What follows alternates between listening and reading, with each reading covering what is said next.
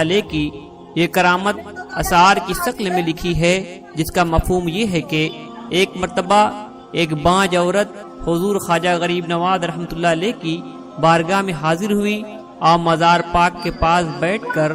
جالیوں کو پکڑ کر کہنے لگی، اے غریب نواز، میں ایک فریاد لے کر آئی ہوں، میری فریاد سن لیجئے۔ اے غریب نواز، میری آدھی عمر نکل گئی ہے لیکن ابھی تک میری گود سونی ہے، میں بے اولاد ہوں، میرے پاس مال و دولت سب کچھ ہے، ہر طرح سے خوشحال ہوں، مگر مجھے ایک ہی چیز کا رنج و غم ہے کہ میں بے اولاد ہوں۔ اس کے بعد کہنے لگی کہ آپ اللہ کے ولی ہیں اور اللہ کے محبوب ہیں، مجھے اولاد کی ضرورت ہے، آپ اللہ سے میرے حق میں دعا کیجئے کہ میں صاحب اولاد ہو جاؤں، اور جب مجھے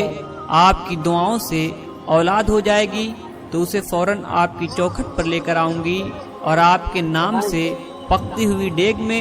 ڈال دوں گی۔ اپنی یہ عرضی پیش کر کے وہ عورت خواجہ غریب نواز رحمۃ اللہ علیہ کے دربار سے واپس چلی گئی اور پھر کچھ دنوں بعد اس کی دعائیں قبول ہو گئی۔ خواجہ غریب نواز رحمۃ اللہ علیہ کے وسیلے سے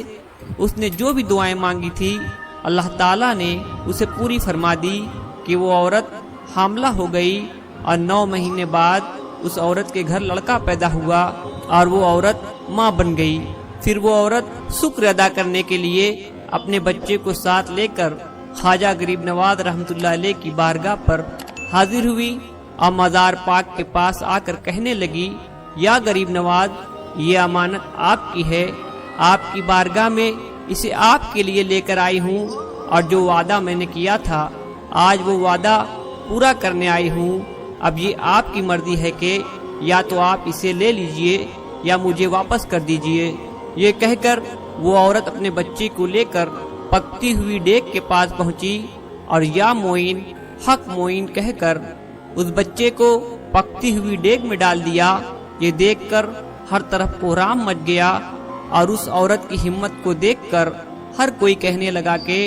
خواجہ کے نام پر اس نے اپنا بچہ دے دیا، اور ہر شخص سے دیگ کی طرف دوڑ پڑا، مگر دیگ کے پاس جا کر کیا دیکھتے ہیں کہ اللہ کی قدرت اور خواجہ غریب نواز کی کرامت سے وہ پکتی ہوئی دیگ فوراً ٹھنڈی ہو گئی اور بچہ بالکل صحیح سلامت دیگ کے اندر مسکرا رہا تھا۔ پھر جب اس عورت نے اپنے بچے کو بالکل صحیح سلامت دیکھا تو اللہ کا شکر